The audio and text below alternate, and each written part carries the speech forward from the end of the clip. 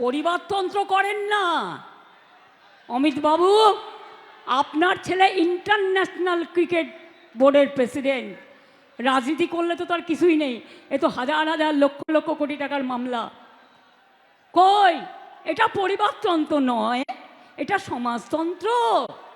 জিজ্ঞেস করুন ললিপপ সরকারের ললিপপ বাবু, আপনার পরিবারের কতজন, কোন কোন রাজ্যে আইপিএস আছে, আইএস আছে, সব নিজের পরিবারকে চারিদিকে কাজে লাগিয়ে আপনি এখন ললিপপ চালাচ্ছেন আমাদের ওপরে।